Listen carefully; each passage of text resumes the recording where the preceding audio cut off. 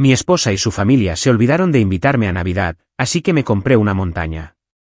Cuando mi esposa apareció con un cerrajero para robársela a su hermano, pensaron que estaba solo.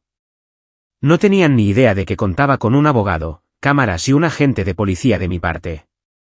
Me llamo Grant Lawson, y antes de esta Navidad en particular, creía sinceramente que había ciertas cosas que simplemente no sucedían en la vida real, como pegarte la mano a la cara con pegamento instantáneo por accidente, olvidar la cartera en un viaje largo por carretera o, no sé, dejar a tu marido solo durante las fiestas más familiares del año.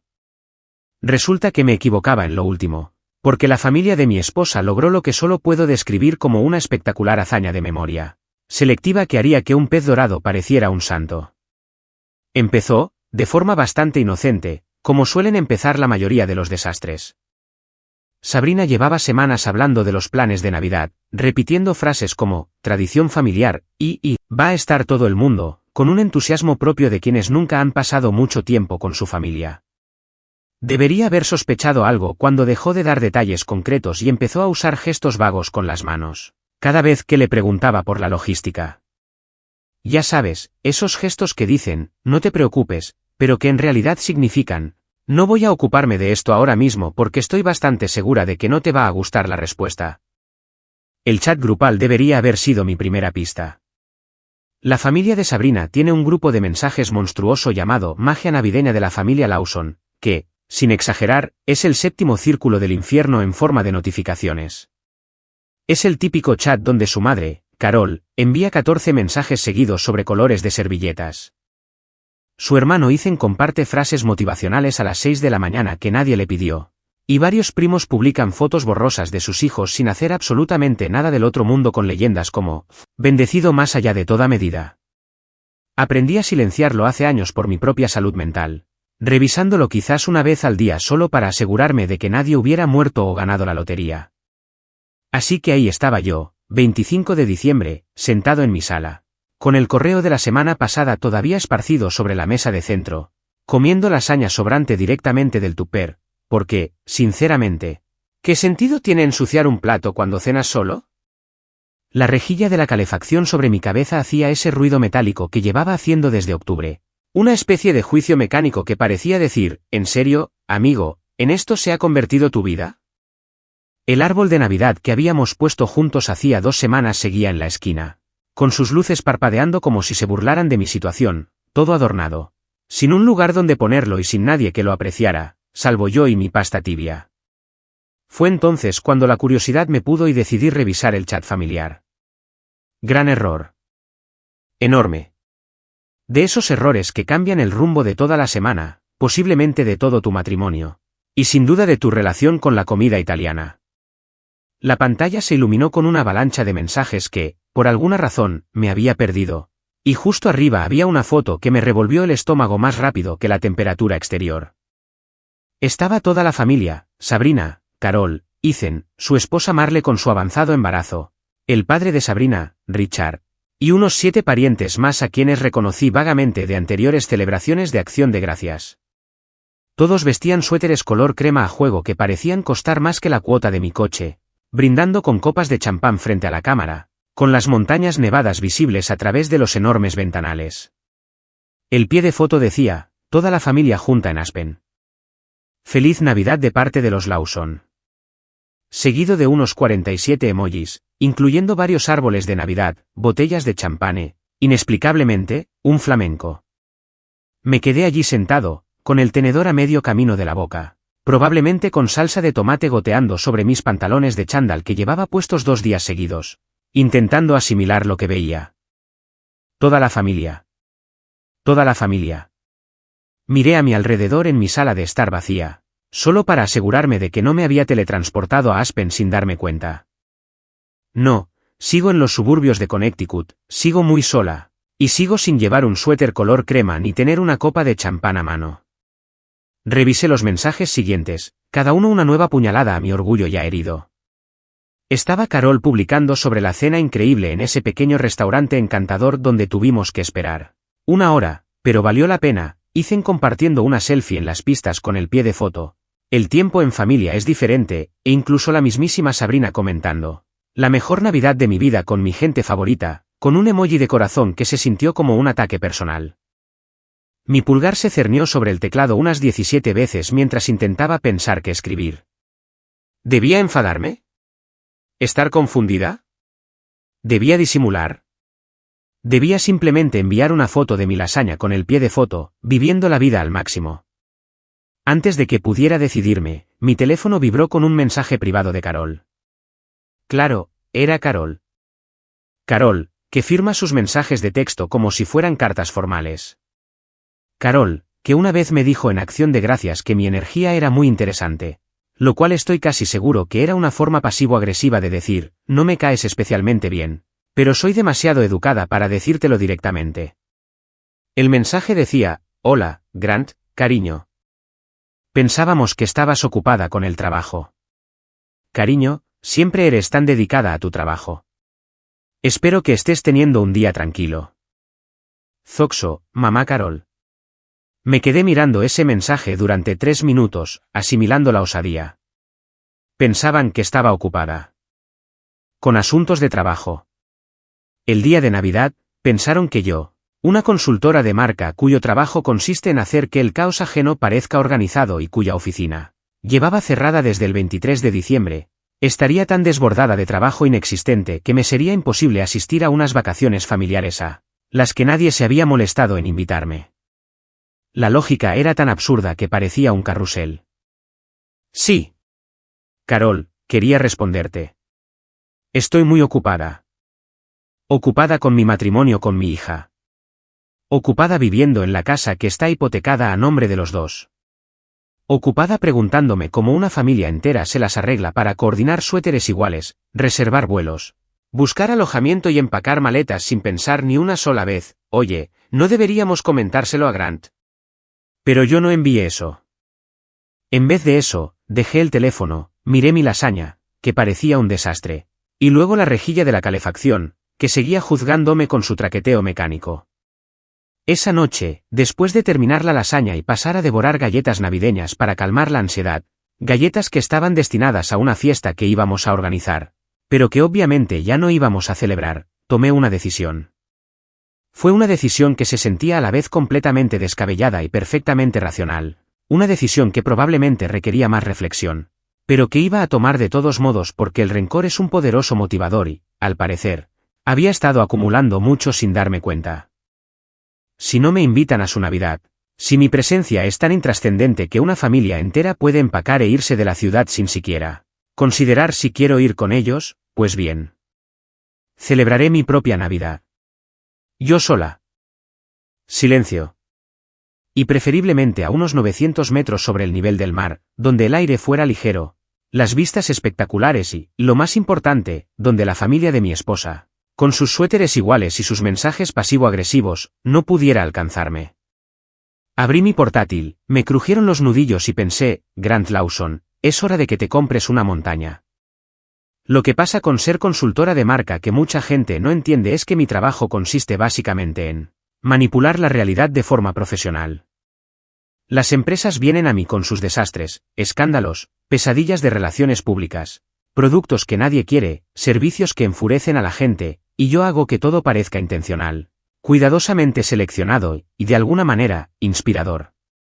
Una vez logré relanzar una empresa de jugos que estaba en quiebra y que había sido demandada 3 veces por publicidad engañosa. La clave fue enfocarla en la autenticidad natural del producto y duplicar el precio. Funcionó. La gente hacía fila durante horas. Sí, estoy entrenado profesionalmente para transformar el caos en algo que parezca un plan quinquenal, lo que significa que también soy buenísimo para convencerme de que las ideas terribles son genialidades. En ese estado mental me encontraba a las 2 de la madrugada del 26 de diciembre, sentado a la mesa de la cocina con mi cuarto café enfriándose junto al portátil, todavía con los mismos pantalones de chándal del día anterior porque, sinceramente, ¿para qué cambiarse cuando tu esposa es un álamo que te ignora? La parte racional de mi cerebro, la que normalmente me recuerda pagar las facturas a tiempo y no enviar correos furiosos después de las 10 de la noche, había terminado su jornada. La parte irracional, la que funciona con rencor, cafeína y esa energía desmedida que solo se tiene cuando te han humillado públicamente personas que se supone que te quieren, había tomado el control.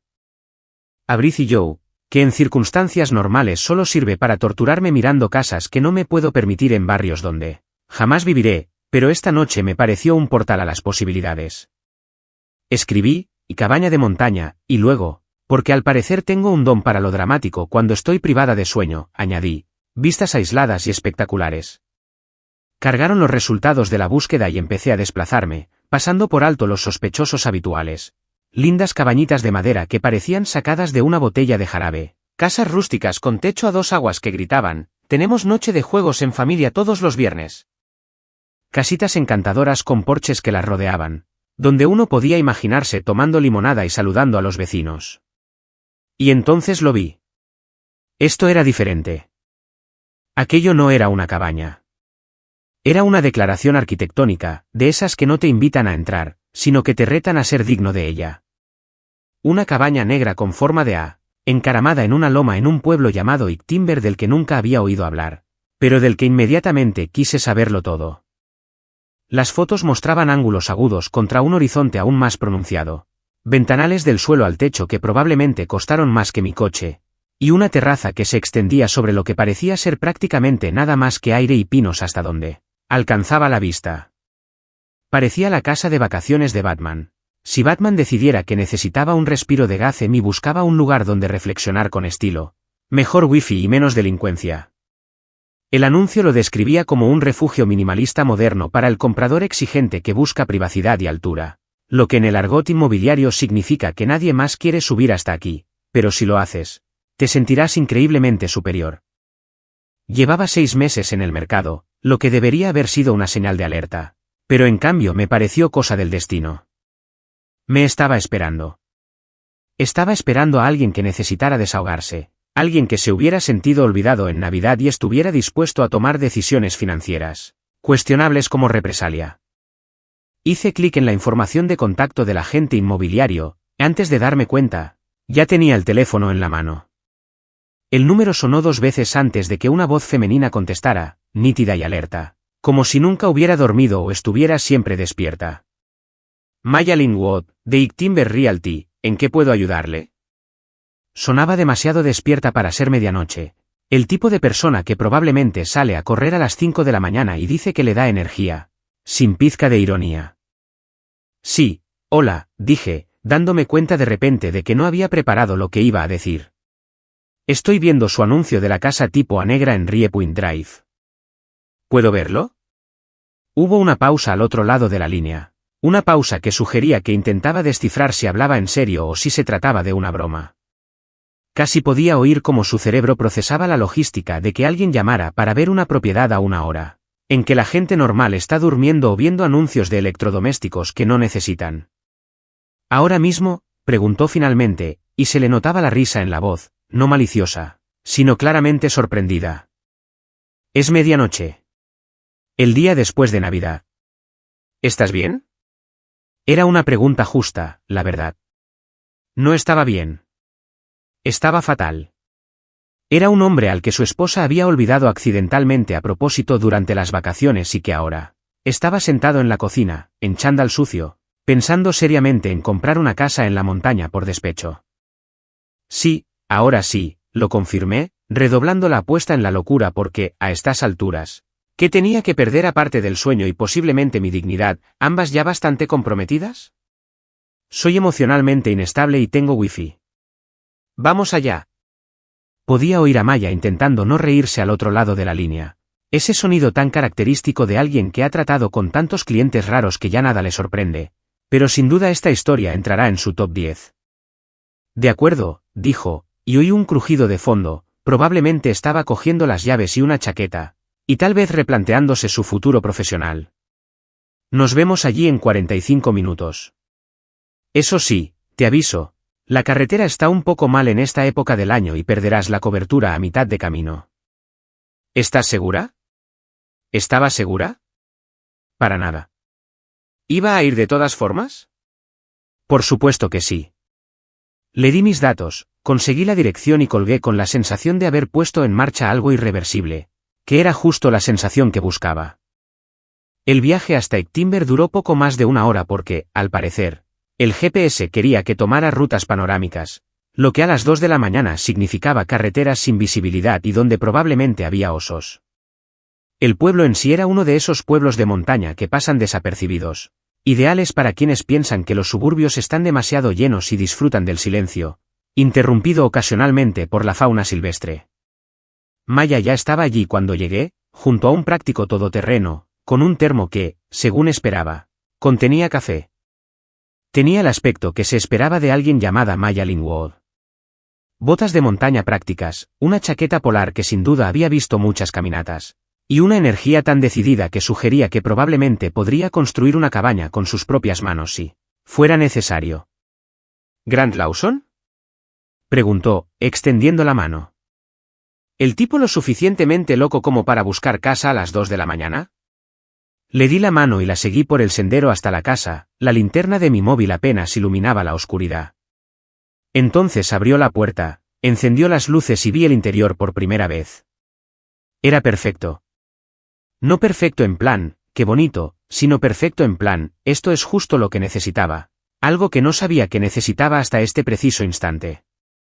La sala principal tenía vigas a la vista y un enorme ventanal que ahora mismo solo daba a la oscuridad, pero sabía por las fotos que sería espectacular al amanecer. Había un altillo con vistas al salón, una cocina pequeña pero funcional, de esas que denotan que alguien se había parado a pensar en cómo debía ser una cocina, y una chimenea que ocupaba media pared y parecía capaz de calentar toda la casa o, quizá, de invocar demonios, según cómo se usara. Entonces, dijo Maya, observándome mientras lo asimilaba todo. ¿Qué te parece? Me giré hacia ella y le dije, me lo quedo. ¿Cuándo podemos cerrar? Parpadeó, intentando descifrar si hablaba en serio. ¿No quieres verlo a la luz del día? ¿Quizás podrías traer a tu esposa? ¿Hacer una inspección? ¿Esposa? Claro. Mi esposa estaba en Aspen pasando la mejor Navidad de su vida con sus seres queridos, categoría en la que, por lo visto, yo no estaba incluido. Mi esposa no tiene nada que ver con esta decisión, dije con firmeza, y quiero cerrar la operación a nombre de una LLC. Iron Pine. El nombre me salió de la nada, pero sonaba bien, sólido, permanente, el tipo de nombre que denotaba profesionalismo. Maya arqueó una ceja, pero asintió lentamente, sacando ya su teléfono para tomar notas. «¿Hablas en serio?», dijo, y no era más que una pregunta. «Lo digo muy en serio. Me dedico a hacer que las malas decisiones parezcan intencionales. Para mí es un martes cualquiera, solo que hoy es miércoles y me compro una montaña». Al amanecer, había firmado más papeles de los que sabía que existían, transferido más dinero del que probablemente debería haber transferido sin pensarlo bien, y me había convertido oficialmente en el propietario de una casa tipo A negra en East Timber, Colorado, a nombre de Iron Pine LLC. Maya me entregó las llaves mientras el sol comenzaba a pintar las montañas de rosa y naranja, y me dijo, «Bienvenido a East Timber. Que no te congele».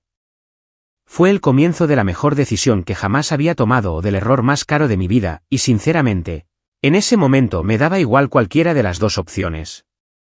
Mudarse a la cabaña tipo A fue menos como una mudanza tradicional y más como apuntarme voluntariamente al viaje de camping más caro del mundo, solo que en lugar de sillas de montar y guitarras acústicas, tenía herramientas eléctricas y una creciente colección de recibos de ferretería que probablemente harían llorar a mi contable.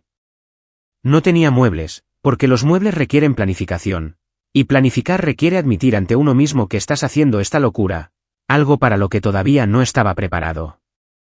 Lo que sí tenía era un saco de dormir diseñado para temperaturas que esperaba no experimentar jamás, un termo que se había convertido en mi objeto de consuelo, y suficiente café molido como para alimentar a un pequeño ejército o a un hombre muy decidido que estuviera atravesando lo que podría ser una crisis de la mediana edad o una fase rebelde tardía. La primera noche en la casa, dormí en el suelo de la sala, porque la idea de subir al desván me parecía demasiado arriesgada. Extendí el saco de dormir frente a la chimenea, que aún no había descubierto cómo usar, y allí me quedé mirando las vigas a la vista, pensando si aquello era lo más liberador que había hecho en mi vida o la forma más elaborada de evitar la terapia de pareja jamás inventada. Probablemente ambas cosas. El viento de afuera aullaba, creando un sonido que, según mi nivel de ansiedad en ese momento, resultaba a la vez atmosférico y genial o verdaderamente aterrador. Podía oír pequeños animales, o al menos eso esperaba con ansias, correteando por el tejado como si estuvieran celebrando una especie de convención de criaturas del bosque. Pero lo cierto es que el rencor es un motivador increíblemente poderoso. Más poderosa que la inspiración, más fiable que la motivación. Sin duda más eficaz que esos libros de autoayuda que te dicen que visualices tu éxito mientras recitas afirmaciones matutinas frente al espejo. Cada mañana, al despertar en ese suelo cada vez más incómodo, pensaba en Sabrina y su familia con sus suéteres a juego y sus vacaciones coordinadas, y entonces me levantaba y arreglaba algo. Se convirtió en mi rutina, mi terapia, mi forma de desafiar al universo con mejoras en el hogar. La chimenea fue mi primera conquista, y déjenme decirles que aprender a usar correctamente una chimenea de leña después de haber vivido toda mi vida adulta con calefacción central fue una lección de humildad para la que no estaba preparado. Vi unos 14 vídeos de YouTube, leí el manual que los dueños anteriores habían dejado en un cajón como si fuera un texto antiguo, y luego pasé toda una tarde recogiendo leña del montón cubierto. Como Maya mencionó durante la explicación, los 3 primeros intentos solo produjeron humo y decepción. El cuarto intento produjo llamas de verdad y una sensación de logro tan profunda que me quedé allí parado, observándolas arder durante 20 minutos, como si acabara de descubrir el fuego por primera vez en la historia de la humanidad. Cuando por fin prendieron y se mantuvieron, ascendiendo por la chimenea tal y como debían, me sentí como un dios. Y no un dios cualquiera, sino una deidad al nivel de Zeus. Me envié una foto por mensaje con el texto, «Soy Prometeo», y la borré inmediatamente porque, incluso en mi locura aislada en la montaña, sabía que era demasiado. Pero lo sentí. Cada crepitar de ese fuego era una confirmación. Cada caricia era prueba de que podía hacerlo, de que no necesitaba a la familia de Sabrina ni sus mensajes pasivo-agresivos ni su habilidad para organizar vacaciones en grupo sin mí. A partir de ahí, se convirtió en una obsesión. Cada tornillo que clavaba en la pared para colgar las estanterías básicas que había comprado en la ferretería del pueblo. Un lugar regentado por un tipo llamado Dush que, al ver mis botas de marca, supo enseguida que era de fuera. Pero fue demasiado educado para decir nada, me hacía sentir como si estuviera construyendo algo real. Cada lámpara que cambiaba, sustituyendo la basura de las que se instalaban en las tiendas por algo que realmente pareciera bien pensado, era una prueba más de que podía crear algo mejor que lo que había dejado atrás. Cada cerradura inteligente que instalaba, mejorando el sistema de seguridad a algo que haría palidecer de envidia a Fort Knox, era una declaración de que este espacio era mío y solo mío. La ferretería se convirtió en mi segundo hogar, y Dush en algo así como un amigo, aunque se comunicaba principalmente con gestos y su útil habilidad para indicarme la sección que claramente me costaba encontrar. Nunca preguntó por qué un tipo que obviamente trabajaba en una oficina compraba herramientas suficientes para abastecer a una pequeña constructora, y eso lo aprecié. El pueblo de Ictimber se regía por una estricta política de cada quien en su lugar. Algo que me resultó muy refrescante después de años viviendo en un suburbio donde los vecinos se enteraban de todo antes que tú y se sentían con derecho a opinar sobre todo, desde el cuidado de tu jardín hasta tu matrimonio. Al final de la segunda semana, un técnico llamado Carlos me instaló el wifi. Él se subió a la montaña y me dijo, qué bonito lugar con un tono que sugería que había visto cosas más raras. También me instaló unos gabinetes nuevos que yo mismo armé, con solo algunas palabrotas y 2 viajes de regreso para devolver las bisagras equivocadas, y lo que yo había empezado a llamar mi mazo de apoyo emocional. El mazo lo había comprado originalmente para un propósito totalmente legítimo de bricolaje que, sinceramente, he olvidado, pero se había convertido en algo más simbólico. A veces, simplemente lo sostenía en la terraza, contemplando el paisaje, sintiendo su peso en mis manos y pensando en lo satisfactorio que sería demoler algo si alguna vez lo necesitara. La terraza se había convertido en mi rincón favorito, sobre todo al amanecer, cuando la luz iluminaba las montañas de una forma que las hacía parecer en llamas, en el mejor sentido de la palabra. Me quedaba allí afuera con mi café, observando cómo el mundo despertaba en completo silencio, salvo por algún pájaro ocasional que, al parecer, no se había enterado de la migración invernal. Y sentía algo que tardé en identificar porque había estado tan ocupada con la ira y las pequeñeces que había olvidado lo que se sentía. Paz. Paz auténtica. Esa clase de paz que no se consigue con aplicaciones de meditación, retiros de bienestar o terapia familiar, sino estando en una terraza que te compraste con tu propio dinero, contemplando una vista que nadie más tiene derecho a disfrutar, bebiendo un café que preparaste en una cocina completamente tuya. Una mañana, sintiéndome especialmente orgullosa de haber sobrevivido 2 semanas enteras viviendo en la montaña sin morir de frío ni ser devorada por lo que fuera que estuviera celebrando reuniones nocturnas en mi tejado, le saqué una foto a ese amanecer. La luz lo iluminaba todo a la perfección, haciendo que la escena pareciera sacada de una revista de viajes, y la barandilla de la terraza que yo misma había reforzado enmarcaba las montañas al fondo de forma impecable. Lo publiqué en mi Instagram, que casi nunca uso salvo para alguna cosa de trabajo, con el texto: me he comprado un poco de paz y una buena conexión wifi. Me sentí bien. Sencillo. Sincero. Una pequeña victoria silenciosa que no necesitó explicación ni justificación. Simplemente una constatación. Me había alejado de una situación que no funcionaba y había encontrado algo mejor. Publiqué el artículo, dejé el teléfono en la barandilla de la terraza y volví a disfrutar de mi café, de las vistas y de la profunda satisfacción de saber que había logrado algo real. Durante unos 11 minutos, fue perfecto. El sol seguía saliendo, el café se mantenía caliente y yo me quedaba allí con la sensación de que quizá, solo quizá, había descubierto algo sobre la vida, la felicidad y la importancia de tener tu propio espacio. Y entonces mi teléfono empezó a vibrar. No solo 1 o 2 veces como una notificación normal, sino continuamente, como si estuviera sufriendo una especie de ataque electrónico. La cogí y vi en tiempo real cómo mi pantalla se llenaba de notificaciones, comentarios, etiquetas, mensajes. Todo llegaba tan rápido que el teléfono no podía procesarlo. Mi publicación había sido capturada de pantalla. Claro que sí. Y esa captura de pantalla se había enviado al chat familiar. El mismo chat familiar que había documentado su aventura en Aspen sin mí. Carol la había encontrado, y Carol tenía opiniones al respecto. Y Carol estaba a punto de convertir mi tranquila victoria en la montaña en una crisis familiar. Vi cómo se acumulaban los mensajes en el chat grupal, cada uno peor que el anterior, y me di cuenta de que mi mañana tranquila había terminado oficialmente. El teléfono no paraba de vibrar en mi mano como una avispa enfurecida, y pensé en mi herramienta de apoyo emocional, que estaba justo al entrar. Quizás, solo quizás, la iba a necesitar antes de lo que pensaba. Lo malo de los chats grupales familiares es que son como una especie de secuestro digital.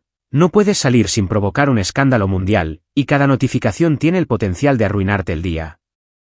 Lo aprendí hace años. Cuando me añadieron al grupo de Navidad de la familia lo sé y cometí el error de principiante de intentar dar mi opinión.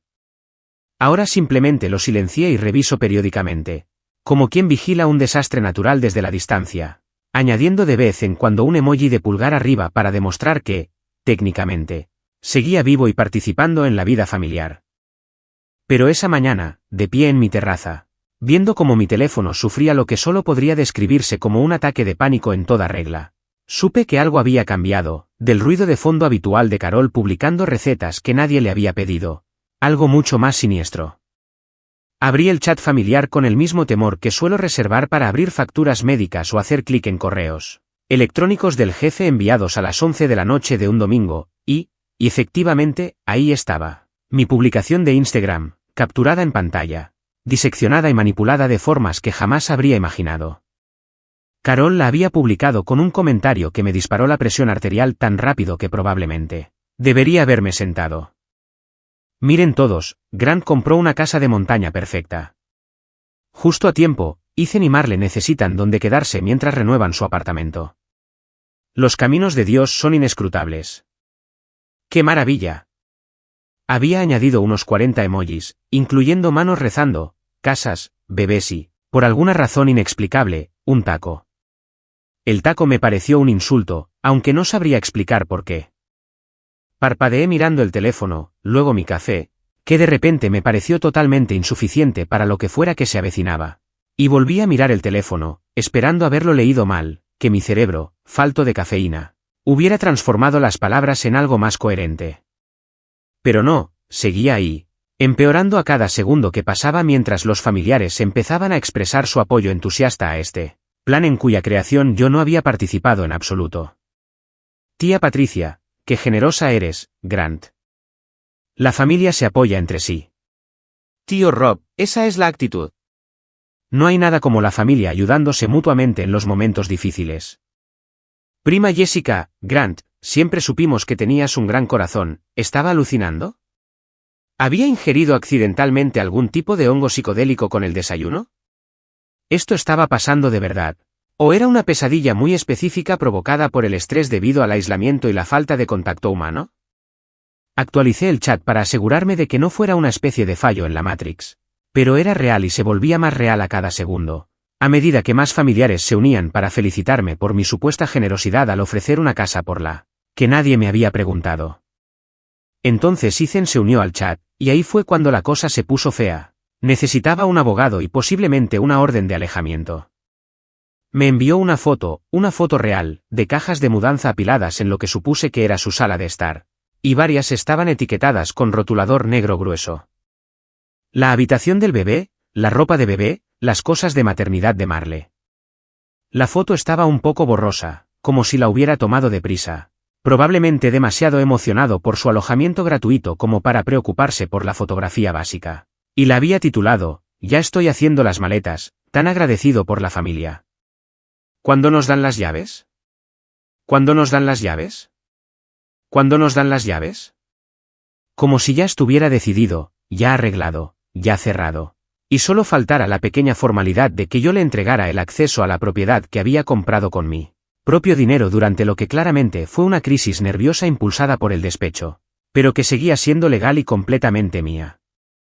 Porque nada anuncia mejor la Navidad que una invasión hostil de bebés orquestada por tu suegra, quien al parecer no tenía vocación para ser estratega militar o quizás líder de una secta. Mis pulgares se cernían sobre el teclado mientras intentaba encontrar la manera de responder a semejante locura. Una parte de mí quería escribir una larga explicación sobre derechos de propiedad, límites y la importancia de preguntar antes de suponer, con notas a pie de página, y posiblemente, una presentación de PowerPoint. Otra parte de mí quería enviar una sarta de signos de interrogación hasta que se me acabara el espacio en el móvil, pero la parte de mí que había sobrevivido 2 semanas sola en la montaña, que había aprendido a encender fuego, instalar cerraduras inteligentes y montar armarios con solo un poco de llanto, sabía exactamente lo que tenía que decir. Escribí 3 palabras. No. Tengo otros planes. Posiblemente fue el mensaje de texto más satisfactorio que jamás haya escrito en mi vida. No, no lo siento. No me deja pensarlo. No podemos hablar de ello. Simplemente un rechazo rotundo e inequívoco que no dejaba lugar a la negociación ni a la mala interpretación. 3 palabras y toda una vida de terapia condensadas en un mensaje.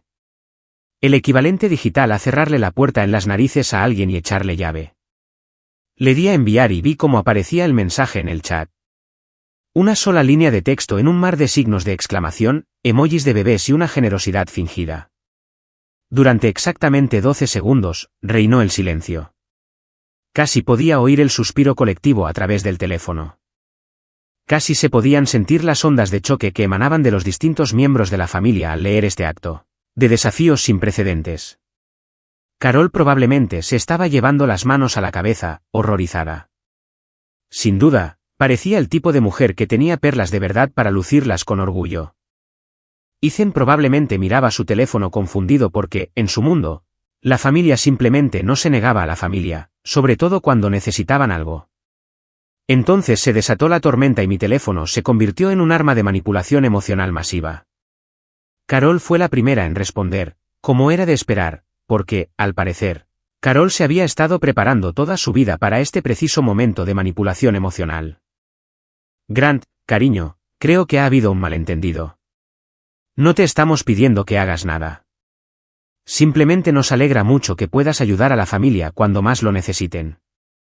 Ethan y Marle lo están pasando muy mal con la reforma y el bebé que viene en camino. Y tienes todo ese espacio ahí vacío. Todo ese espacio ahí vacío. Como si mi casa fuera un recurso público que yo estuviera acaparando egoístamente en vez de, no sé, mi propiedad personal que compré precisamente para alejarme de esta gente. A continuación intervino Ethan, con un mensaje cargado de esa decepción pasivo-agresiva que seguramente funcionaba de maravilla con sus empleados, pero que a mí solo me daba más ganas de insistir. Tío Grant, creía que la familia era importante para ti. No te pedimos limosna, solo un poco de ayuda temporal en estos momentos difíciles. Marle está muy preocupada por el bebé, y esto nos daría mucha tranquilidad. El tío Grant. Me llamaba tío Grant, como si eso hiciera que todo fuera más entrañable. Como si mencionar mi futura relación con su hijo por nacer me hiciera sentir culpable por entregarle las llaves. El hombre era osado, eso sí. Completamente delirante y con ideas descabelladas sobre cómo funcionaba la propiedad, pero osado al fin y al cabo. La tía Patricia decidió sumarse a la polémica con su particular estilo de hipocresía. Grant, cariño, ¿te encuentras bien? Esto no suena a ti. Quizás deberías tomarte un tiempo para pensarlo. La familia es para siempre. La implicación era, por supuesto, que yo estaba sufriendo una especie de crisis de salud mental que me impedía ver lo obvio y correcto que era dejar que mi cuñado y su esposa embarazada se mudaran a mi casa sin mi permiso ni siquiera una simple conversación previa. Vi cómo se multiplicaban los mensajes, cada uno una nueva variación sobre el tema de cómo te atrevías a no cumplir inmediatamente con nuestras exigencias. Y sentí algo que se instaló en mi pecho, una mezcla de rabia y claridad. Estas personas, incluida mi esposa, porque Sabrina seguía sin decir ni una palabra en el chat, lo cual era de alguna manera peor que si hubiera participado activamente, creían sinceramente que tenían derecho a mi espacio, a mi privacidad, a mi refugio cuidadosamente construido para escapar precisamente de este tipo de drama familiar. Por fin, mi teléfono vibró con un mensaje directo de Sabrina, y lo abrí con esa resignación que sientes cuando sabes que las noticias son malas, pero aún así tienes que mirarlas. Grant, ¿podrías hablar con ellos, por favor? Están muy estresados y les estás complicando las cosas innecesariamente. Solo serán unos meses mientras arreglan el apartamento. ¿Por qué te pones tan difícil? ¿Por qué me estaba poniendo tan difícil? ¿Por qué me estaba poniendo tan difícil? Me quedé mirando ese mensaje durante un buen rato, de pie en mi terraza con vistas a las montañas que me pertenecían, en una casa que había comprado, amueblado y arreglado con mis propias manos, y me di cuenta de algo fundamental. No me estaba poniendo difícil. Estaba siendo clara. Hay una diferencia, y ya era hora de que mi esposa y su familia supieran cuál era. No le respondí a Sabrina. En cambio, volví al chat principal. Hice una captura de pantalla del mensaje original de Carol y le escribí a Maya Linwood, mi agente inmobiliaria que me vendió esta casa y me dio su número para emergencias o preguntas raras sobre la vida en la montaña. Esto definitivamente era raro, y posiblemente una emergencia, dependiendo de cuán agresivos se pusieran mis suegros con su imaginaria reclamación sobre mi propiedad. Maya, escribí, necesito un buen abogado. Preferiblemente alguien especializado en derecho inmobiliario y con experiencia en el trato con familiares con derechos adquiridos. No cualquiera. Su respuesta llegó en menos de 2 minutos. ¡Ay, Dios mío! Sí, conozco a alguien. Se llama Sable Winters y no se anda con rodeos. ¿Quieres que te envíe su información? Sable Winters. Hasta el nombre suena a alguien capaz de acabar con este disparate con una simple ceja alzada y una carta contundente. Sí, por favor. Le respondí el mensaje y luego entré a prepararme más café porque presentía que esto era solo el comienzo de una larga batalla, y que iba a necesitar toda la cafeína posible. La llamada de Carol llegó a las 7:30 de la mañana, lo cual o bien estaba calculado para pillarme desprevenida o bien programado para causar el máximo impacto dramático. Posiblemente ambas cosas. Estaba en medio de mi tercer café, de pie en la terraza, observando a una familia de ciervos que no hacían absolutamente nada interesante en el claro de abajo, cuando mi teléfono empezó a vibrar con su foto de contacto. Una foto de una barbacoa familiar, donde lleva un sombrero de sol del tamaño de un coche pequeño y sostiene una copa de vino blanco como si fuera una reliquia. Pensé en no contestar, dejar que saltara el contestador y ocuparme del asunto más tarde, o quizá nunca. Pero la curiosidad pudo más que yo porque de verdad quería saber cómo iba a justificar todo esto. Grant. Lo dijo en cuanto contesté, y su voz tenía ese temblor tan característico que indicaba que o estaba llorando de verdad o estaba imitando a la perfección a alguien que lloraba de verdad. Grant, ¿cómo pudiste? Estás destrozando a esta familia. Ethan y Marle están destrozados. Destrozados. ¿Sabes lo que el estrés le hace a una mujer embarazada? ¿Te importa siquiera? La culpa empezó a calarles hondo desde el principio. Sin rodeos ni cortesías, fue directo a la manipulación emocional que probablemente había estado ensayando desde que le dije que no en el chat grupal de ayer. Esto es lo que quería decir. Carol, tu hijo es un hombre de 34 años con trabajo y un apartamento que supuestamente está en obras. Y si no puede encontrar alojamiento temporal sin apropiarse de la propiedad de su tío, eso es un problema de planificación, no una emergencia familiar. En realidad no dije nada, porque hacía años que había aprendido que lidiar con Carol cuando se hacía la víctima era como intentar razonar con un huracán. Inútil, agotador, y solo conseguías acabar empapado y hecho polvo. ¿Me estás escuchando siquiera?, continuó, alzando la voz un tono más.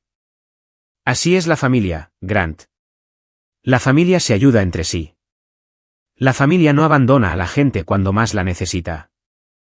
Creía que habíamos educado a Sabrina para que se casara con alguien con valores, pero claramente, ella seguía insistiendo, despotricando sobre valores, familia, decepción y cómo todo esto afectaría el desarrollo emocional del bebé. Pero dejé de escucharla más o menos cuando mencionó la familia por tercera vez, porque ya había tomado una decisión. No grité. No discutí. No intenté explicar mi postura por enésima vez ni defender mis decisiones ni justificar mis límites. En cambio, dije con mucha calma, Carol, tengo que irme. Tenía una cita. Y colgué justo cuando estaba hablando de la importancia de priorizar a la familia. Fue una sensación increíble, como cortar una cuerda que me había estado estrangulando lentamente durante años. Me temblaban un poco las manos por la adrenalina, pero era un temblor bueno, de esos que te dan cuando por fin te defiendes después de haber sido complaciente durante demasiado tiempo. Enseguida abrí el mensaje de Maya con el contacto de Sable Winter y marqué antes de arrepentirme. El teléfono sonó 2 veces antes de que contestara una voz que solo podría describirse como profesionalmente intimidante. Sable Winters. No, hola. No, el bufete de abogados de Winters. Pronunciar su nombre sonaba como una afirmación categórica que más valía tomarse en serio. Su voz tenía una cualidad que te hacía creer al instante que jamás había perdido una discusión y que no tenía intención de hacerlo ahora. Señorita Winters, me llamo Grant Lawson. Maya Lingwood me dio tu número. Tengo una situación que está escalando rápidamente de molesta a potencialmente ilegal, y necesito a alguien que pueda detenerla. Le conté brevemente, la Navidad olvidada, la compra de la casa de la risa, la emboscada en el chat grupal familiar, la suposición de que mi propiedad era de alguna manera un bien común familiar y la llamada telefónica de Carol, llorando que acababa de terminar hacía unos 3 minutos.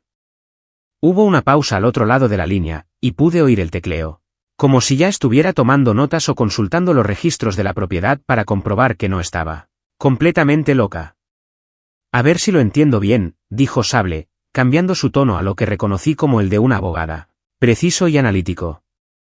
Sus suegros están intentando mudarse a su propiedad sin su consentimiento, sin contrato de alquiler y sin ningún derecho legal sobre los residentes. ¿Es eso cierto? Me quedo corto, pero sí, esa es la situación en pocas palabras. Una situación muy disfuncional y con límites muy difusos. La oí emitir un sonido divertido que podría haber sido una carcajada si a los abogados se les permitiera expresar ese tipo de emoción durante las llamadas de negocios. Señor Lawson, esto no es un drama familiar. Se trata de un intento de allanamiento de morada con acoso. El hecho de que sean familiares suyos no les otorga ningún derecho especial sobre su propiedad. Voy a enviarte unos documentos que tendrás que rellenar, y luego redactaré una carta de cese y desistimiento que dejará muy claro que tu propiedad no está disponible para ser ocupada, ni temporalmente ni de ninguna otra forma. La forma en que lo dijo, tan práctica y despreocupada, me hizo querer contratarla para todo. ¿Se les acabó mi café favorito en el supermercado? Llama a Sable. ¿Mi proveedor de internet quiere subirme las tarifas? Llamo a Sable. ¿Tengo una angustia existencial por mi matrimonio? Probablemente llame a Sable.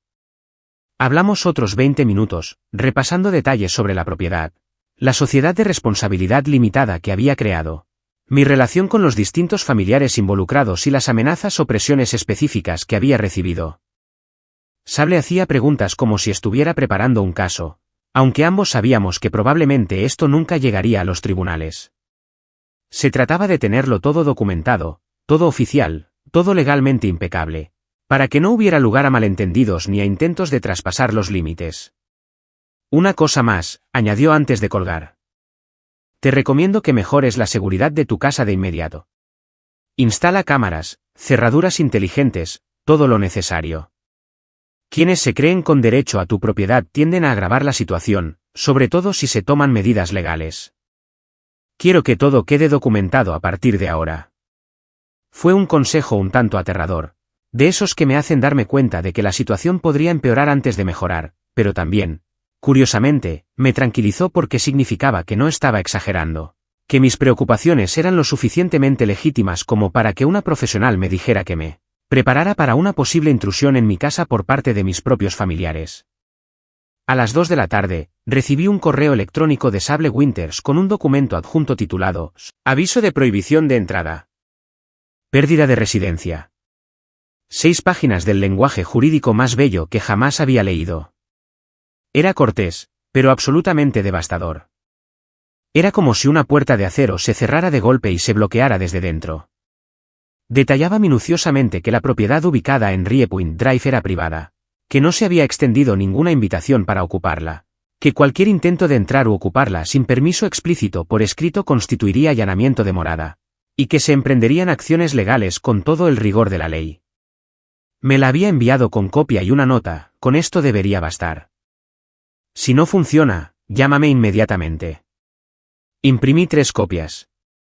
Una para mis archivos, otra para enviar por correo a la dirección de Ethan y Marle, que saqué de una vieja tarjeta navideña, y otra para enviar a Carol y Richard. ¿Por qué dejar a alguien fuera de la diversión?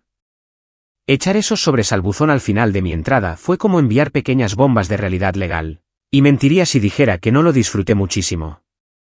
Pero el consejo de Sable sobre seguridad seguía resonando en mi cabeza, así que bajé de la montaña hasta la única tienda de electrónica en 80 kilómetros a la redonda, un lugar llamado PicTech, atendido por un chico de unos 20 años llamado Jordan, que se emocionó demasiado cuando le expliqué que quería convertir mi casa en algo parecido a una instalación gubernamental. Claro que sí, te lo puedo dejar listo. ¿Qué tan paranoico estamos hablando? Paranoico normal o vamos a lo de los preparacionistas del fin del mundo, le dije. Algo entre querer saber si una ardilla se tira un pedo en mi porche y que mis suegros estén intentando dar un golpe de estado inmobiliario, y, para su crédito, ni se inmutó. Cuando terminamos, tenía un carrito lleno de cerraduras inteligentes, cámaras de seguridad con visión nocturna, sensores de movimiento y un timbre con cámara que probablemente podría identificar el historial dental de alguien, a 15 metros de distancia. La instalación nos llevó el resto de la tarde y casi toda la noche, y no voy a mentir. Hubo una curva de aprendizaje que incluyó varios tutoriales de YouTube, una pequeña descarga eléctrica que estoy casi seguro de que me acortó un año la vida, y una cantidad de palabrotas que probablemente asustaron a la fauna local.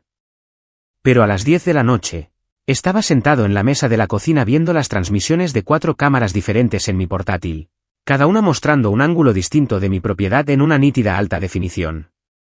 Creé una carpeta en mi escritorio y la llamé Estrategia de Defensa de Montaña versión 1.0, porque ya que iba a hacer esto, mejor hacerlo bien. Mi casa se había convertido oficialmente en Fort Knox con Wi-Fi, y nunca me había sentido más segura ni más mezquina en toda mi vida. Adelante, Carol. Mi esposa y su familia habían contratado a un cerrajero profesional para entrar a mi casa, y lo hicieron con una seguridad tan despreocupada que sugería que realmente creían que era lo más sensato. Yo estaba allí, en la cocina, con la cuchara de madera aún en la mano, viendo cómo se desarrollaba todo en la pantalla del portátil como si fuera el piloto de un reality show llamado Derechos Extremos, Edición Familiar, y yo fuera el protagonista involuntario.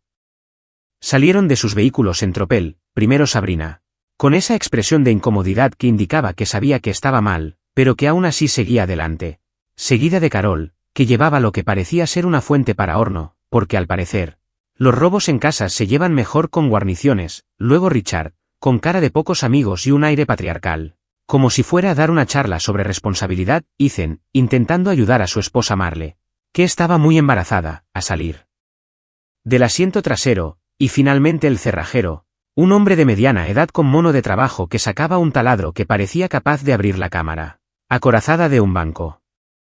La cámara del timbre captó todo con una nitidez impecable mientras Carol pulsaba el botón y sonreía directamente a la lente, como si posara para una postal navideña. Activé el altavoz de mi teléfono y su voz se escuchó nítida. Grant, cariño, ya llegamos. Llevamos jamón. Ella alzó la cazuela como si fuera una ofrenda de paz, como si los carbohidratos y la carne procesada fueran a compensar el hecho de que acababa de aparecer con un equipo táctico para entrar por la fuerza en mi propiedad. Respiré hondo, dejé la cuchara de madera y pulsé el botón de hablar en la aplicación del timbre. Carol, te veo. Los veo a todos, y veo al cerrajero que trajiste para entrar a mi casa. Felicidades por el jamón. Ahora, márchense. Mi voz sonó más tranquila de lo que me sentía, lo cual consideré una victoria personal, dado que mi presión arterial probablemente estaba lo suficientemente alta como para requerir atención médica.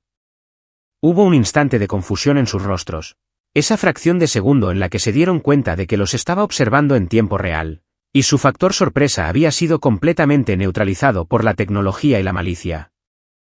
Carol se recuperó primero porque Carol siempre se recupera primero, y su rostro pasó de una sorpresa amistosa a una inocencia herida más rápido de lo humanamente posible. Grant, no seas ridículo. No estamos entrando a la fuerza. Somos familia. El cerrajero solo está aquí para ayudarnos a entrar, ya que usted no abre la puerta como una persona razonable. El cerrajero parecía cada vez más incómodo, cambiando el peso de un pie al otro como si estuviera reconsiderando sus decisiones de vida y posiblemente su carrera profesional. Ethan dio un paso al frente, poniendo su mejor voz de adulto razonable. Grant, vamos hombre. Hemos conducido hasta aquí. Marle está agotada. ¿Podemos al menos hablar de esto cara a cara? La implicación era que, si hablábamos cara a cara, de alguna manera los convencería de entregarles las llaves y dejar que instalaran la habitación del bebé en mi sala. No, dije por el altavoz, observando cómo reaccionaban a esa sola sílaba como si acabara de anunciar que me unía a una secta. Usted recibió una notificación legal. Se le informó por escrito que no tiene permiso para estar aquí. Actualmente está cometiendo allanamiento de morada, y si ese cerrajero toca mi puerta, llamaré a la policía. Estaba fanfarroneando un poco porque no estaba del todo seguro del tiempo de respuesta de la policía a esta altura de la montaña, pero mis amenazas sonaron lo suficientemente seguras como para que el cerrajero retrocediera un paso. Richard decidió que era su momento de tomar el control, adelantándose al grupo con esa energía autoritaria que probablemente funcionaba de maravilla en las salas de juntas, pero que era mucho menos efectiva cuando uno intentaba entrar a la casa de alguien. Grant, esto se está saliendo de control. Vamos a hablar de esto como adultos, te guste o no. Tenemos derecho a hablar contigo. Señaló al cerrajero, que sinceramente parecía desear estar en cualquier otro lugar, quizá en otra montaña o dedicándose a otra profesión. Fue entonces cuando el cerrajero se arrodilló frente a mi flamante cerradura inteligente, la que me llevó 45 minutos instalar y otros 20 programar, y sacó su taladro. Iba a hacerlo de verdad. Iban a taladrar mi cerradura ante las cámaras, mientras yo miraba y les decía que no lo hicieran, porque de verdad creen que su parentesco les otorga algún tipo de inmunidad legal o derecho divino sobre mi propiedad. Agarré el teléfono y marqué el 911, me temblaban las manos de rabia e incredulidad ante lo que estaba pasando. La operadora contestó con una calma y profesionalidad que necesitaba desesperadamente en ese momento. 911, ¿cuál es su emergencia? Sí, hola. Vivo en el número 42 de Riepoint Drive en Timber, y hay gente en mi propiedad intentando entrar a la fuerza con un cerrajero. Les he dicho varias veces que se vayan. Tengo un vídeo que lo demuestra, y ahora mismo están intentando taladrar la cerradura de la puerta principal. Decirlo en voz alta lo hizo sonar aún más descabellado de lo que me parecía, lo cual ya era mucho decir. La operadora me hizo algunas preguntas más. ¿Estaban armados? ¿Sentía peligro inminente? ¿Estaba a salvo dentro? Y luego me dijo que un agente ya venía en camino y que llegaría en 10 minutos. 10 minutos parecieron una eternidad, pero seguí la transmisión de la cámara mientras el taladro del cerrajero tocaba mi cerradura y me di cuenta de que también tenía una grabación de audio. Basta, dije por el altavoz, con la voz más firme. Llamé al sheriff. Tienes unos 9 minutos para irte de mi propiedad antes de que esto se convierta en un asunto penal en lugar de una simple vergüenza familiar. Eso sí que les llamó la atención. Carol palideció. Sabrina agarró el brazo de su madre como si intentara impedirle decir alguna tontería, Y el cerrajero se levantó tan rápido que casi se le cae el taladro. Pero ya era demasiado tarde, porque acercándose por el camino de entrada, con las luces rojas y azules parpadeando contra el cielo que se oscurecía, venía una camioneta del sheriff que parecía una intervención divina en forma de vehículo. El agente Red Miller salió de su patrulla con una lentitud deliberada que sugería que ya había lidiado con disputas domésticas y que ésta no le impresionaba especialmente. Tendría unos 50 años, con la complexión de alguien que había trabajado en empleos físicos antes de dedicarse a la policía, y su rostro reflejaba esa decepción profesional que hizo que todos en mi porche parecieran adolescentes culpables, pillados escapándose después del toque de queda. Buenas noches, amigos, dijo, con esa voz que denotaba la autoridad propia de quien lleva años tratando con la gente en sus peores momentos. ¿Alguien me puede explicar qué está pasando aquí? Miró primero al cerrajero, luego al taladro, después a mi puerta principal con su cerradura nueva, que era inconfundible, y pude ver cómo ataba cabos en tiempo real. Volví a pulsar el botón del altavoz. Agente Miller, soy Grant Lawson, el propietario. Estoy adentro. Estas personas son la familia de mi esposa y están intentando entrar a la fuerza en mi casa a pesar de haber recibido una notificación legal por escrito que indica que no tienen permiso para estar aquí. Carol abrió la boca para protestar, pero el agente Miller levantó una mano en un gesto que la silenció de inmediato. Señora, ¿esta es su propiedad? Le preguntó directamente a Carol. Ella balbuceó algo sobre la familia, malentendidos y que solo querían hablar. Eso no es lo que pregunté. ¿Es usted el propietario de esta propiedad o tiene permiso por escrito para estar aquí? La respuesta era obviamente no, e incluso Carol no pudo sacar algo positivo de eso. El agente Miller procedió a informarles, con un lenguaje tan claro que hasta un niño lo entendería, que estaban invadiendo una propiedad privada, que intentar contratar a un cerrajero para entrar sin autorización constituía un intento de allanamiento de morada, y que debían marcharse inmediatamente o serían arrestados. El cerrajero ya estaba recogiendo sus herramientas antes de que Miller terminara la frase, probablemente repasando mentalmente cada decisión que lo había llevado a ese momento y prometiendo ser más cuidadoso con sus clientes en el futuro. Pero, agente, empezó a decir Ethan, pero Miller lo interrumpió con una mirada fulminante. Señor, le sugiero encarecidamente que usted y su familia se lleven su jamón y se vayan a casa. El señor Lawson ha dejado clara su postura, usted ha sido notificado legalmente y, de continuar con este comportamiento, se enfrentará a cargos penales. ¿Eso es realmente lo que quieres? Se fueron, despacio, a regañadientes, mientras Carol intentaba mirarme fijamente a la cámara como si pudiera hacerme sentir culpable a través de las imágenes de vigilancia, pero se fueron. La furgoneta del cerrajero fue la primera en bajar por la entrada, probablemente infringiendo varios límites de velocidad en su prisa por escapar, seguida por los vehículos de la familia en un pequeño desfile de derrota. El agente Miller se quedó unos minutos, tomando mi declaración a través de la cámara del timbre y asegurándome que si volvían, llamara inmediatamente. Cuando por fin sus luces traseras desaparecieron montaña abajo, yo estaba allí de pie en mi cocina, con frío, olvidada y probablemente ya quemada por el sol, y me di cuenta de que estaba sonriendo. Posiblemente fue el mejor regalo de Navidad que nunca pedí. Ver cómo mis suegros, con sus límites tan poco claros, recibían una lección de realidad por parte de la policía mientras yo estaba en mi porche sosteniendo un jamón, que jamás podrían comer en mi casa. Sinceramente pensé que había terminado. No en el sentido de que de repente todo el mundo se volviera razonable y respetara los límites, porque no me hago ilusiones, sino en el sentido de que la policía les había dado una lección y se tomarían al menos unas semanas para reagruparse antes de intentar algo nuevo. Pensé que me había ganado un tiempo, un poco de paz, tal vez incluso un periodo tranquilo donde pudiera simplemente existir en mi montaña sin que mi teléfono vibrara con nuevos dramas familiares cada 6 horas. Debería haberlo sabido. De verdad, debería haberlo sabido, porque subestimar la determinación de Carol fue como subestimar la determinación de un huracán para arruinar unas vacaciones en la playa. Una tontería, y al final, muy cara. La mañana de Navidad llegó fría y radiante. Un día de invierno de postal, de esos que te hacen creer en las tarjetas navideñas, en la buena voluntad hacia los hombres y en toda esa basura esperanzadora. Estaba sentada junto a la chimenea con mi café, sintiendo una especie de satisfacción, mirando el móvil con la despreocupación de quien no tiene que ir a ningún sitio ni rendir cuentas a nadie. Fue entonces cuando lo vi. Una notificación de Facebook. Carol me había etiquetado en una publicación. Carol apenas usaba Facebook, salvo para compartir memes de los Minions y recetas de guisos que nadie en su sano juicio prepararía. Así que el hecho de que me etiquetara fue tan inusual que hice clic de inmediato, lo cual fue mi segundo error del día después de siquiera mirar el teléfono. La publicación era una obra maestra de manipulación disfrazada de gratitud, del tipo que probablemente debería estudiarse en las clases de psicología como ejemplo de cómo usar las redes sociales como arma. ¡Qué bendición! Todo empezó, claro que sí, porque toda publicación manipuladora en Facebook comienza con alguien declarando lo afortunado que es por algo que, en realidad, es terrible. Ethan y Marle encontraron un nuevo hogar seguro para formar su familia.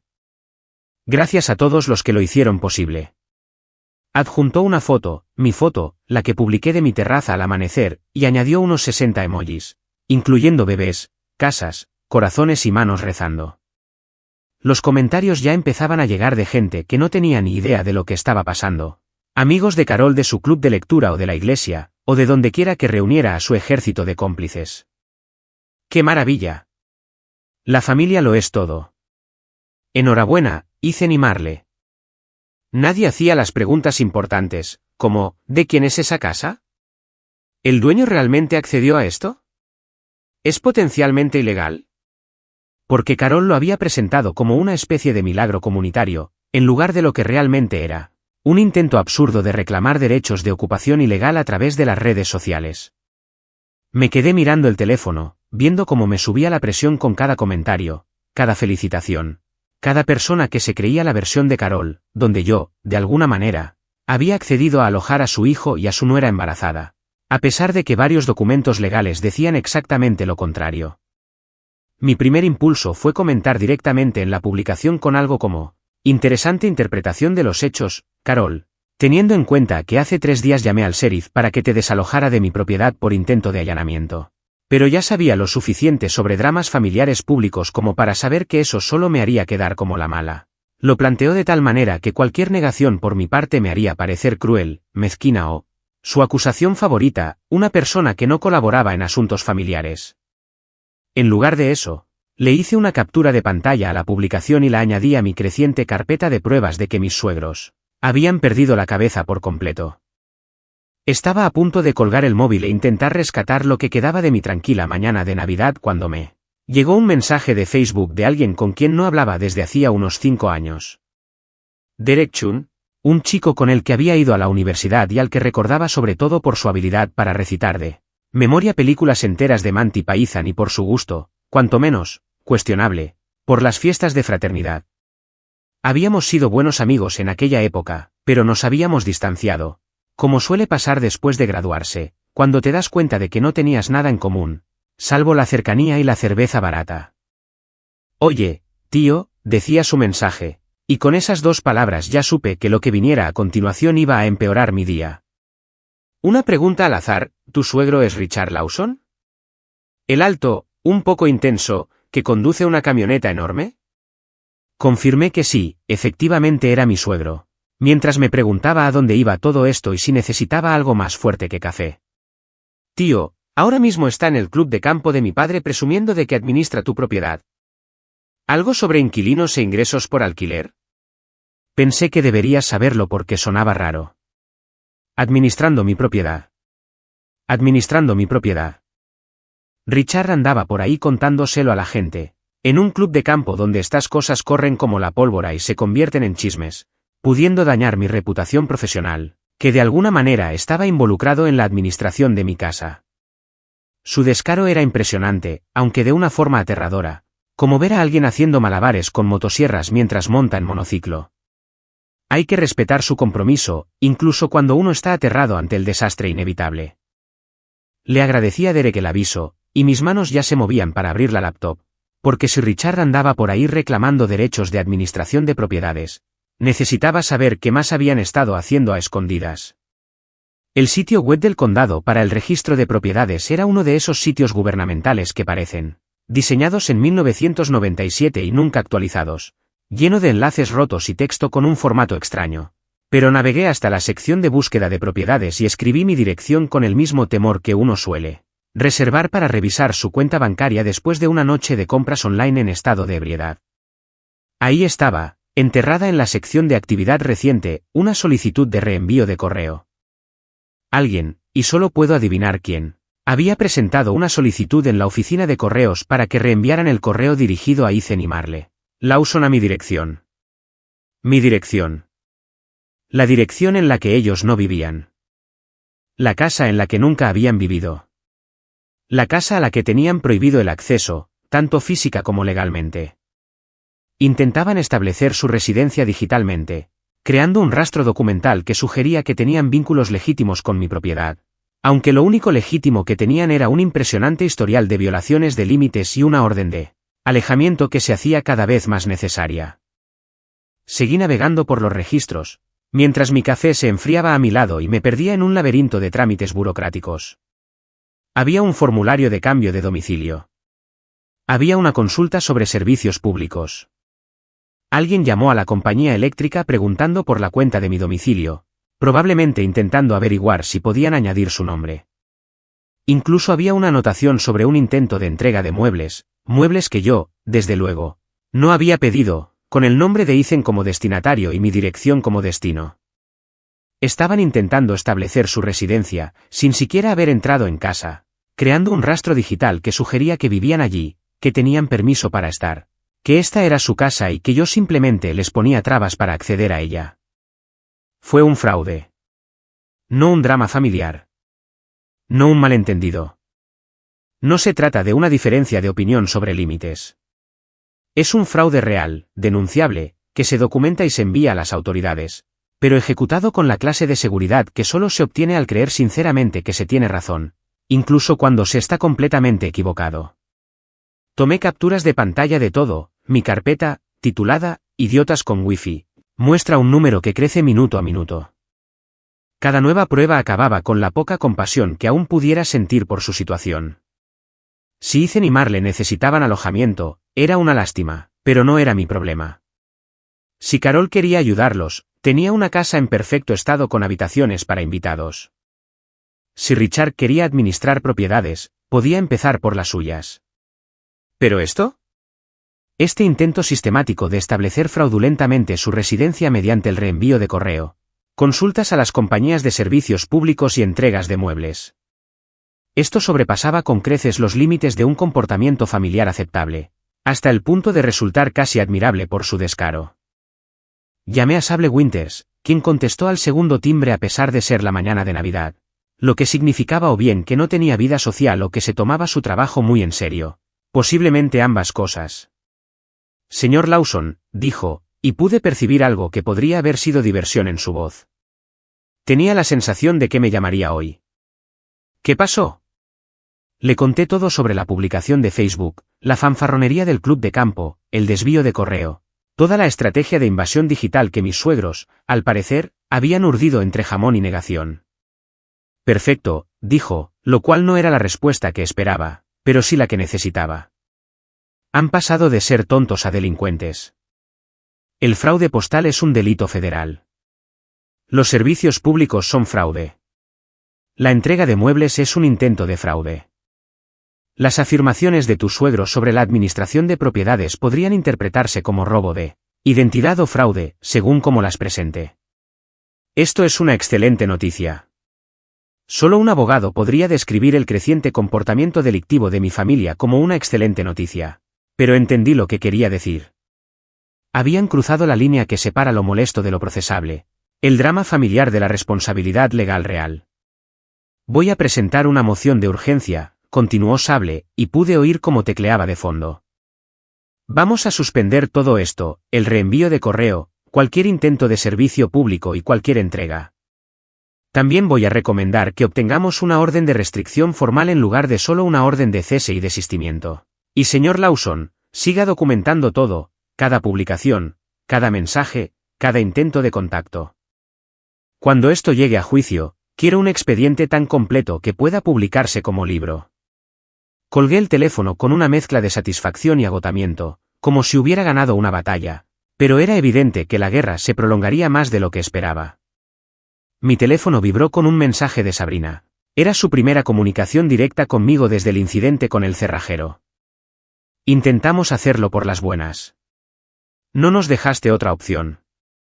Me quedé mirando ese mensaje, intentando comprender la lógica que llevaba de, intentamos entrar en tu casa con un cerrajero, no nos quedó más remedio que cometer fraude postal, pero no encontré nada. No respondí. Simplemente le hice una captura de pantalla y la añadí a la carpeta, observando cómo el archivo crecía como un tumor de malas decisiones y problemas familiares. Fuera de mi ventana, empezaba a nevar, una nieve tranquila y silenciosa, en completo contraste con el caos que se desarrollaba en mi teléfono. Sí, pensé, feliz Navidad para mí. Sable Winters trabajaba con una eficiencia tal que me hacía preguntarme si era humana o una especie de robot, legal extremadamente eficaz, programada para destruir las malas decisiones de la gente. A las 24 horas de nuestra llamada telefónica en la mañana de Navidad, había presentado mociones que parecían poesía, si es que la poesía pudiera hacer llorar a adultos y replantearse por completo su enfoque ante los conflictos familiares. La orden de cese y desistimiento que envió esta vez no fue la advertencia cortés de antes. Era un documento legal, tan cortante que podría cortar vidrio si se imprimiera en el papel adecuado. De esos que te hacen agradecer no ser el destinatario y te preocupan un poco las consecuencias para quienes lo ignoran. Lo paralizó todo. El servicio de reenvío de correos se canceló más rápido que un tuit de una celebridad que no envejeció bien, con una denuncia formal presentada ante el inspector postal porque, al parecer, manipular el correo de alguien es un delito federal que se toma muy en serio, incluso con la excusa de «somos familia». Las compañías de servicios públicos recibieron cartas explicando que cualquier intento de añadir nombres a la cuenta o transferir servicios sin el consentimiento por escrito del propietario se consideraría fraude y se procesaría como tal. Incluso interceptaron la entrega de los muebles. De alguna manera, Sable localizó a la empresa, explicó la situación con su peculiar jerga legal y logró que devolvieran los artículos al remitente con una nota que indicaba que cualquier intento de entrega a esa dirección, a nombre de alguien que no fuera Grant Lawson, sería rechazado. Observarla trabajar era como ver a una maestra del ajedrez derrotar a un oponente que, sin darse cuenta, creía que era una simple partida amistosa de damas. Cada movimiento estaba calculado, cada documento archivado con precisión, cada resquicio legal cerrado antes incluso de que mis suegros supieran de su existencia. Me enviaba actualizaciones durante todo el día con asuntos como, moción presentada por fraude postal, y confirmado el bloqueo de servicios públicos. Mi favorita, el amigo del club de campo de tu suegro recibió una carta de aclaración, lo que supongo significaba que alguien del club del padre de Derek recibió un documento legal explicando que las afirmaciones de Richard sobre la administración de la propiedad eran, para decirlo sin rodeos, una completa farsa. Empezaba a pensar que quizá, por fin, esto había terminado. Quizá la combinación de amenazas legales, servicios públicos bloqueados, cancelación del reenvío de correo y la vergüenza general de que un abogado enviara cartas de cese y desistimiento a todos sus conocidos sería suficiente para que se retractaran y encontraran cualquier otra solución a su problema de vivienda. Quizás Richard se daría cuenta de que presumir de administrar propiedades con las que no tenía ninguna conexión legal era de muy mal gusto. Quizás Sabrina por fin se armaría de valor y les diría a su familia que pararan. Quizás me ganaría la lotería, me saldrían alas y, de paso, aprendería a hablar mandarín con fluidez, porque al parecer estaba en un momento de mucha fantasía.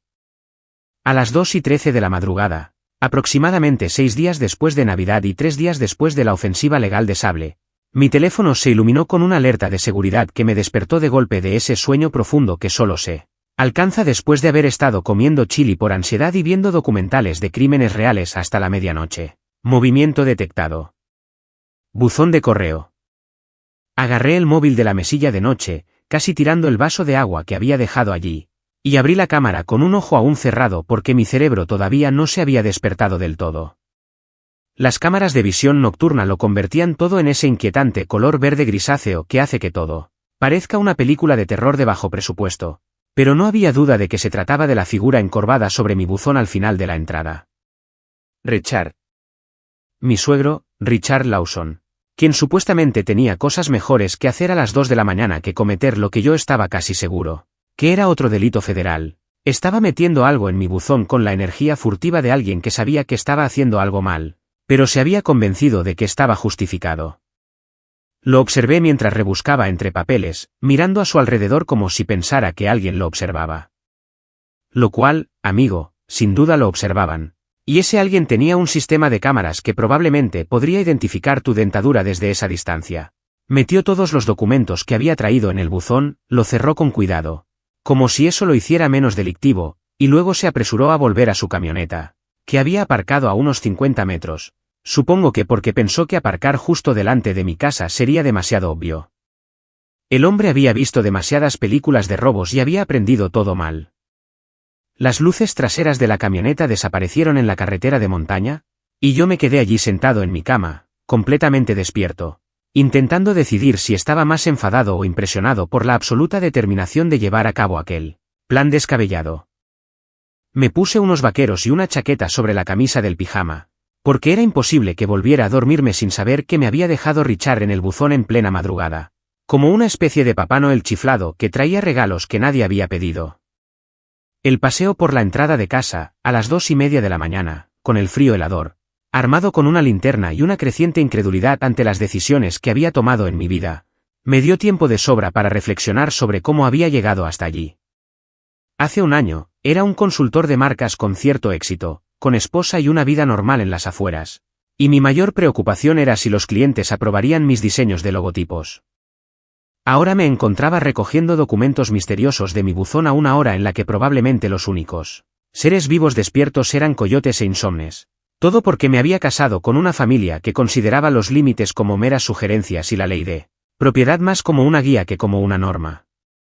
Abrí el buzón y saqué una pila de papeles doblados y metidos a la fuerza, con una chapuza que sugería que Richard tenía prisa o que quizá le había entrado el pánico a mitad de camino.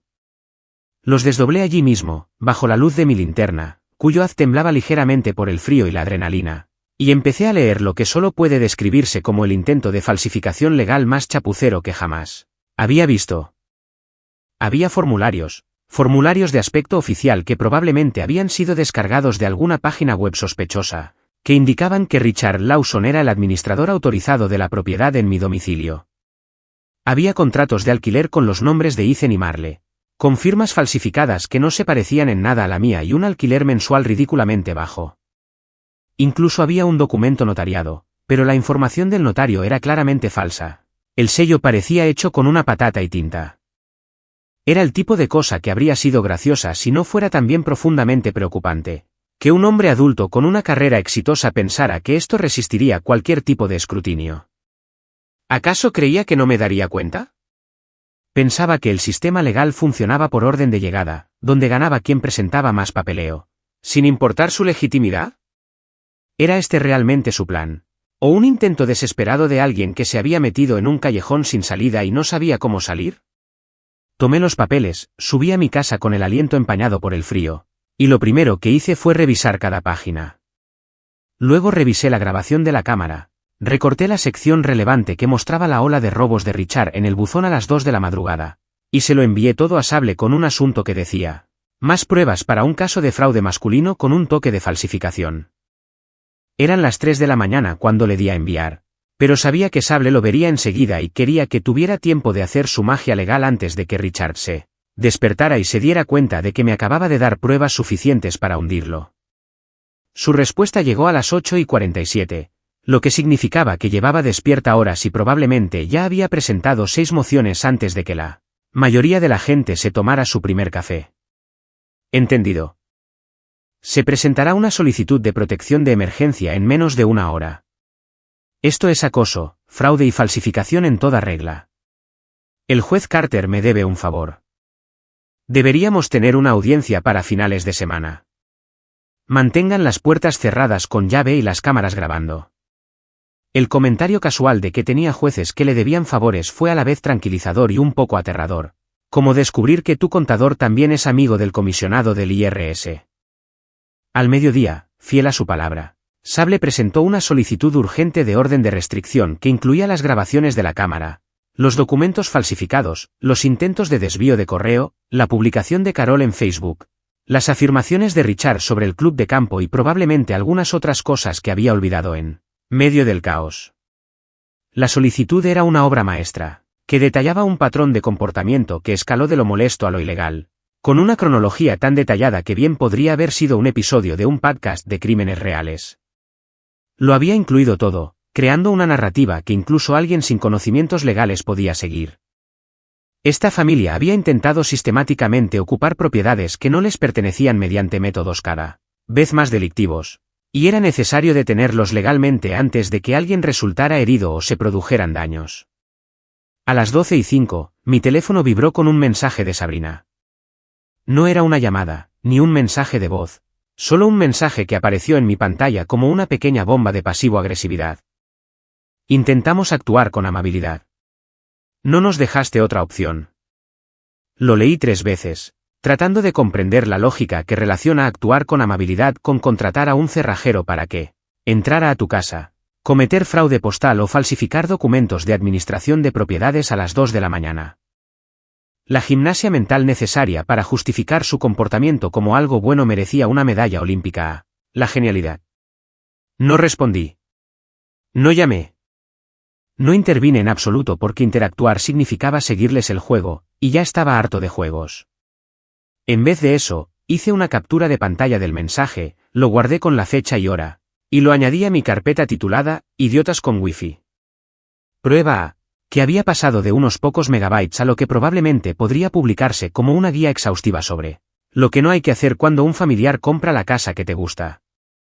La carpeta era prácticamente un archivo, un museo digital de transgresiones y conductas delictivas, todo perfectamente organizado y listo para que el juez que finalmente tuviera que examinar este desastre decidiera quién estaba realmente loco. Fuera de mi ventana, las montañas permanecían tranquilas e indiferentes a los dramas humanos, como suelen hacerlo. Dentro de casa, preparé otra cafetera y me dispuse a esperar lo que viniera, porque si algo había aprendido de toda esta experiencia, era que con esta familia, siempre había algo más. Llegó la Nochevieja con ese clima fresco y despejado que invita a creer en nuevos comienzos y en todas esas tonterías optimistas que la gente se cuenta cuando una fecha cualquiera del calendario da paso a otra. Me desperté esa mañana con un plan, y por una vez, no era un plan nacido del rencor, el pánico o las decisiones tomadas a las 3 de la madrugada a base de cafeína. Este era estratégico. Esto fue premeditado. Por fin aprendí de semanas de caos reactivo y decidí adelantarme a las tonterías de mis suegros. Era inevitable planificar, porque si algo aprendí de Carol y su gente, es que veían las órdenes judiciales como la mayoría ve los términos y condiciones de un contrato, sugerencias que, sin duda, no les afectan personalmente. 2 días antes, Sable me había avisado de que la orden de alejamiento se había presentado y aprobado por el juez Carter con lo que ella describió como un apoyo entusiasta, lo que, al parecer, en términos legales significaba que el juez había echado un vistazo a mi expediente y había dicho algo así como: ¿esta gente va en serio? La orden era clarísima: prohibido el contacto. Prohibidas las visitas a la propiedad. Ninguna comunicación, salvo a través de representación legal. El incumplimiento conllevaría arresto inmediato y cargos por desacato. Era un servicio excelente, completo y valió la pena cada centavo que le pagué a Sable, que en ese momento probablemente me alcanzaba para comprar un auto pequeño, pero me pareció una ganga dada la tranquilidad que me brindaba. Pero lo que sucede con las personas que han dedicado su vida a conseguir lo que quieren mediante la persistencia y la manipulación emocional es que no se rinden solo porque un juez se lo ordene. Se reagrupan, elaboran estrategias, encuentran resquicios legales o crean nuevos enfoques, y no respetan los límites en absoluto solo porque ahora estos tengan respaldo legal. Así que pensé que si iban a aparecer, y mi intuición me decía que sin duda aparecerían, quería testigos. No cualquier tipo de testigos, sino gente que pudiera testificar en un juicio si fuera necesario y que, además, incomodara a mis suegros con su rutina habitual. Así fue como terminé organizando una fiesta de Nochevieja en una casa que tenía desde hacía menos de un mes, invitando a gente que conocía desde hacía distintos periodos de tiempo, pero que todos tenían algo en común. Les parecía una situación completamente absurda y sentían una curiosidad morbosa por ver cómo terminaba. Mi compañera Priya llegó primero, con una botella de vino que probablemente costaba más que mi factura mensual de servicios y un suéter que decía: Año nuevo, límites nuevos, que al parecer se había mandado a hacer especialmente para la ocasión. Trabajaba en nuestro departamento creativo y tenía un humor negro que la hacía excelente para las campañas de marca e incluso mejor para desenmascarar las dinámicas familiares disfuncionales. Gab llegó después con su novio Marcus. Ambos trajeron suficiente queso gourmet como para alimentar a un pequeño ejército y esa energía tan positiva que me recordó por qué había permanecido en mi empresa durante 7 años. A pesar de lo a veces desalentador que resultaba hacer que el caos pareciera intencional para las corporaciones. Gab había sido mi compañero de trabajo, y se convirtió en un amigo de verdad allá por el 3er año. El tipo de persona que me ayudaba con la mudanza y que nunca me hacía preguntas indiscretas sobre mi matrimonio. Hasta que yo misma sacaba el tema. Luce, cuyo nombre real era Lucas. Pero todos lo llamaban Luce por un incidente con pantalones cargo y un desafortunado fallo de vestuario durante una presentación a un cliente que nadie le dejaba olvidar.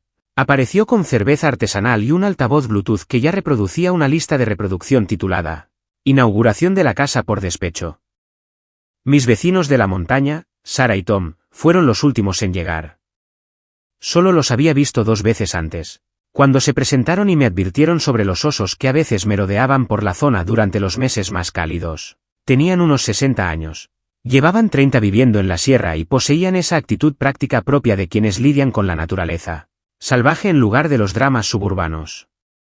Sarah trajo galletas caseras que, de alguna manera, eran a la vez festivas y amenazadoras. Y Tom me contó cómo había terminado la historia de una persona que intentó ocupar ilegalmente una casa de vacaciones por aquí, con la intervención del sheriff y una noche gélida en la cárcel. Nos instalamos en la sala principal con la chimenea encendida, chocolate caliente en la estufa porque había decidido que el alcohol me relajaría demasiado o me pondría demasiado agresiva, y necesitaba mantenerme en un punto intermedio, y chili cocinándose a fuego lento en una olla de cocción lenta que Priya había insistido en que comprara porque, al parecer, no podía vivir a base de sopa enlatada para siempre. La conversación fluyó con naturalidad, con esas risas que resuenan en las vigas a la vista y hacen que una casa se sienta como un verdadero hogar, en lugar de una simple compra estratégica realizada durante una crisis emocional. Durante unas horas, casi olvidé por qué los había invitado. Casi me dejé llevar por la idea de que se trataba de una fiesta normal de Nochevieja con amigos, en lugar de un programa de protección de testigos cuidadosamente orquestado. Entonces, los faros rasgaron la oscuridad exterior. 2 grupos de coches se acercaban por la entrada en una formación que sugería coordinación y planificación. Todos en la habitación notamos el cambio. Las conversaciones se fueron apagando mientras nos volvíamos hacia las ventanas como si estuviéramos viendo la escena inicial de una película de terror donde los monstruos llegan puntualmente. Me acerqué a la ventana y vi 2 todoterrenos aparcando frente a mi casa con la seguridad de quienes creen tener todo el derecho a estar allí, y murmuré, vaya, mira quién ha confirmado su asistencia a última hora. Priya apareció a mi lado con su copa de vino, mirando fijamente a la oscuridad. ¿Son ellos? Por favor, dime que son ellos porque esto es mejor que cualquier serie de Netflix que haya visto este año. Confirmé que sí eran ellos y sonrió de oreja a oreja, como si le hubieran adelantado una semana a la Navidad, sacando su teléfono para empezar a grabar porque, si algo la caracterizaba, era su disposición para el drama. Salieron de los vehículos como un equipo táctico mal coordinado.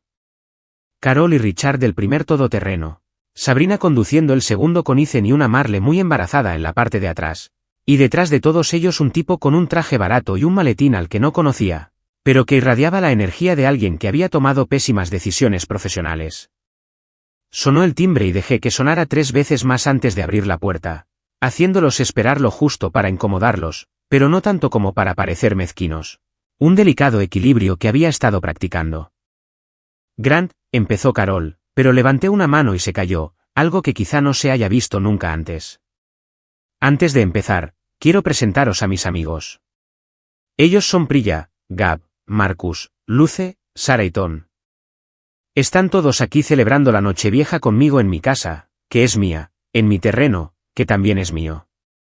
Les presento a la familia de mi esposa, de la que tanto han oído hablar. El hombre del traje barato dio un paso al frente y me tendió la mano, pero a propósito no se la estreché. Señor Lawson, soy Theodore Harrison, mediador certificado. Su familia ha contratado mis servicios para facilitar una conversación razonable sobre la situación de la propiedad. Entiendo que ha habido cierta confusión respecto al acuerdo. Lo interrumpí con una risa que probablemente fue más dura de lo necesario, pero que me pareció totalmente justificada. ¿Confusión? ¿A eso le llamamos ahora intento de allanamiento? ¿Fraude postal? ¿Falsificación de documentos? Vaya manera de reinventar la rueda, señor Harrison, y se lo digo como alguien que se dedica profesionalmente a ello. Me miró parpadeando, claramente sorprendido de que alguien no se sometiera de inmediato a su autoridad como mediador, y rebuscó en su maletín unos papeles que parecían oficiales, pero que probablemente no lo eran. Según entendemos, usted consintió tácitamente el uso de la propiedad por parte de su familia. La falta de una negación explícita constituye un acuerdo implícito en casos de división de bienes familiares. Era una tontería tan obvia que no pude evitar sonreír. Una sonrisa que probablemente me hacía parecer un poco desquiciado, pero ya no me importaban las apariencias. Entonces, según esa lógica, señor Harrison, mi silencio ahora mismo significa que se vayan de mi porche. Mi silencio continuo significará que están invadiendo mi propiedad. Y si te quedas el tiempo suficiente, mi silencio podría convertirse en un, voy a llamar a la policía otra vez. ¿Qué te parece esa comunicación implícita? Detrás de mí, oí a Luce roncar sobre su cerveza, y Priya seguía grabando todo aquello para lo que probablemente se convertiría en contenido legendario para él, chat grupal. Fue entonces cuando el agente Reed Miller salió de detrás de la puerta donde había estado esperando. Porque sí, le había avisado de que esto podría pasar y había accedido a pasarse como una visita de rutina que, por casualidad, coincidió con mi fiesta. Y la expresión en el rostro de Carol compensó con creces todo el estrés del último mes.